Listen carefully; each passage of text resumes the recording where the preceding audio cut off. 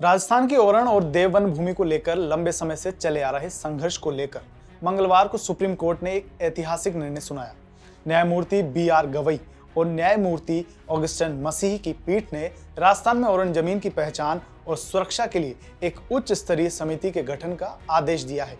यह आदेश राजस्थान की पारंपरिक ओरण संस्कृति और पर्यावरणीय संतुलन की रक्षा के लिए एक अहम मोड़ माना जा रहा है।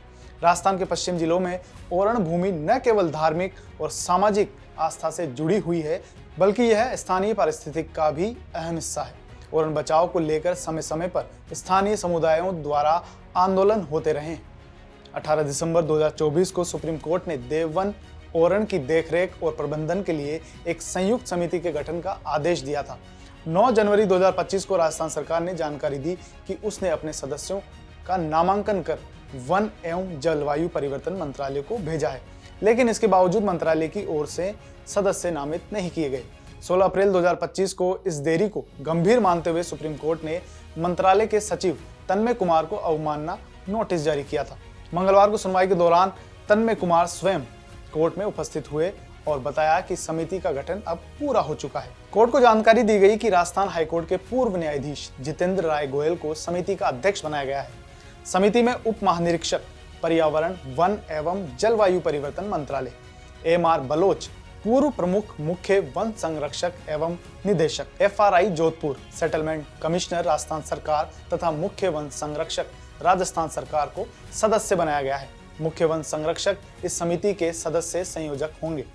यह समिति देववन ओरण के संरक्षण, सुरक्षा और सतत प्रबंधन की निगरानी करेगी और राज्य वन विभाग के साथ मिलकर कार्य करेगी। ओरण वो पारंपरिक वन क्षेत्र है जिसे गांवों में देवी देवताओं के मंदिरों के पास जानवरों के चरने, वनस्पतियों और जीव जंतुओं के संरक्षण के लिए छोड़ा जाता है। सदियों से चली आ रही मान्यता के अनुसार ओरण के किसी पेड़ की डाल तक तोड़ना वर्जित होता है। यदि कोई ऐसा करता है तो वह प्रायश्चित स्वरूप चांदी या सोने की टहनी मंदिर में चढ़ाता है। राजस्थान के मरुस्थलीय इलाके में ओरण न केवल धार्मिक आस्था बल्कि पर्यावरणीय संतुलन और स्थानीय जैव विविधता के लिए भी जीवन रेखा मानी जाती है। इन क्षेत्रों में वन्यजीव जैसे चिंकारा, गोडावन और प्रवासी पक्षियों की भी आवाजाही रहती है। समस्या तब शुरू हुई जब ओरण की जमीन राजस्व रिकॉर्ड में स्पष्ट रूप से दर्ज नहीं थी। इस कारण कई कंपनियों को यह जमीन अलॉट कर दी गई तो कई स्थानों पर हाई वोल्टेज बिजली लाइन बिछा दी गई, जिससे वन्यजीवों को नुकसान हुआ। ग्रामीणों ने अतिक्रमण और लगातार हो रहे नुकसान के खिलाफ कई बार ओरण बचाओ आंदोलन चलाए। सुप्रीम कोर्ट के आदेश के बाद अब गठित समिति जल्द काम शुरू करेगी। कोर्ट ने स्पष्ट किया कि राजस्थान सरकार समिति को हर संभव सहयोग दे।